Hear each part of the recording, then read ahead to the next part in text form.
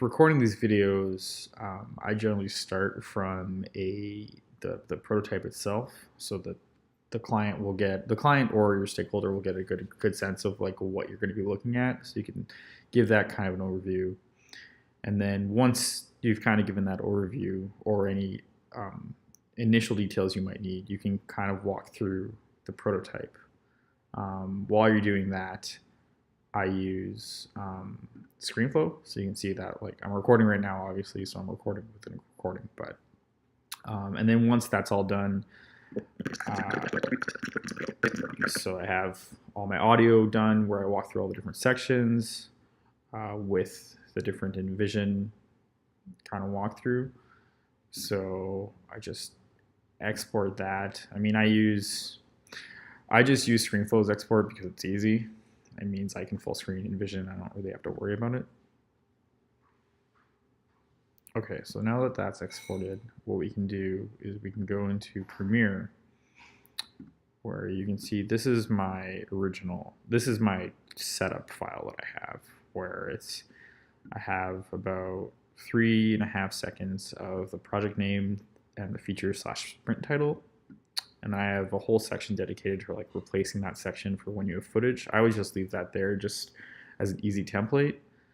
And then I have our logo at the end. We don't have any fades, we don't have any transitions, any of that. It's just a straight cut. It just makes it that much quicker. You could also do this all in ScreenFlow, but I'm just more comfortable with Premiere and exporting through Encoder, so I know that stuff a little bit better. So we'll go back to the other file. So I've removed that, and now what we'll do is we'll look at bringing in, oh, I think that actually exported to the desktop.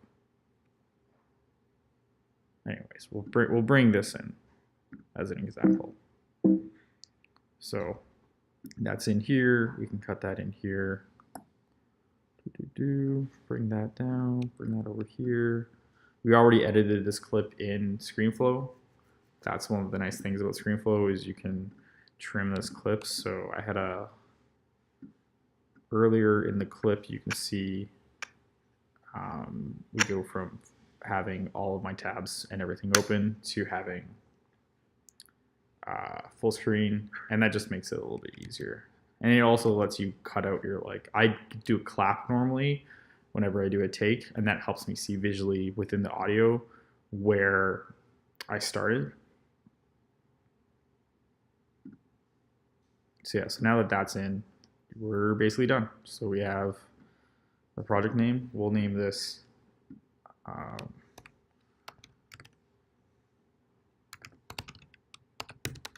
sample, because let's say that's the project title of this, and we'll call it video playing walkthrough. Okay, so now that that's all done, jeez.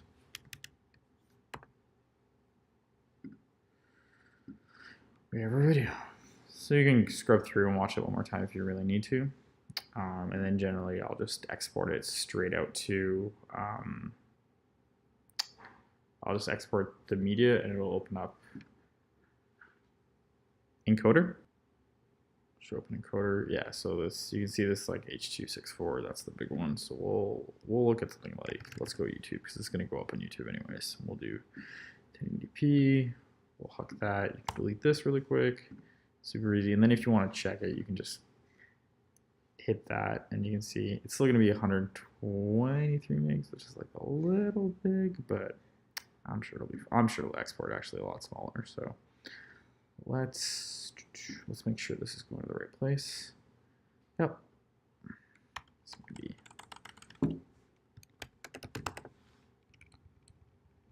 through. Let's just call it that and put it in the core. Render this out. And there you go. So that's one that I did today. So you can see that editing was done super quick, and I did all the voiceover and everything during it. So, I mean, all in all, this took about 15 minutes. There might be a few flubs if you watch the actual video, just because I don't know. I use that example from Sketch, so it's not a product that I've worked on, so I don't know it as intimately. And I was trying to make up some justifications to show an example of what it would be like if I was to present design. And I mean, you're going to present design differently than I'm going to present design.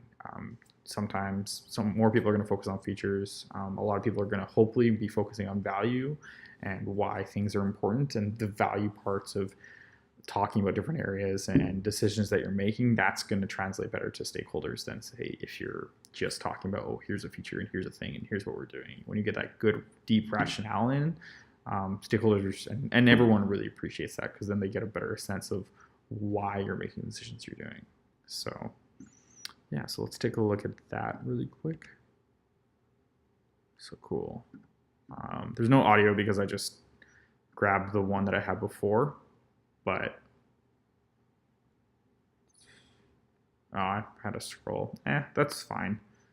Like little stuff like this is forgivable in these videos. And minor flubs. I mean, obviously you're going to be comfortable with what you're going to be comfortable with. Sometimes I'll leave a minor one in, but if it's too big of a one, I'll just like do a little quick edit in ScreenFlow. Generally, I try not to get too edit heavy, and if it's going to feel like I need to do a bunch of edits, I'll just re-record it.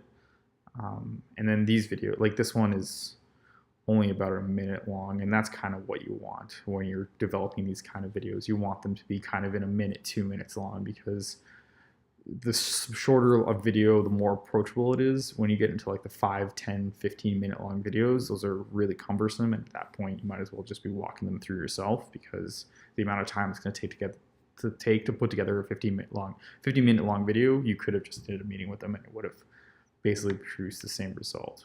I mean, unless it's going to be shared with a wider team and everyone's going to be invested in the different areas, then sure. But also think about maybe breaking it up into smaller videos if possible too. All right, that's everything from me. Hopefully this helps you out.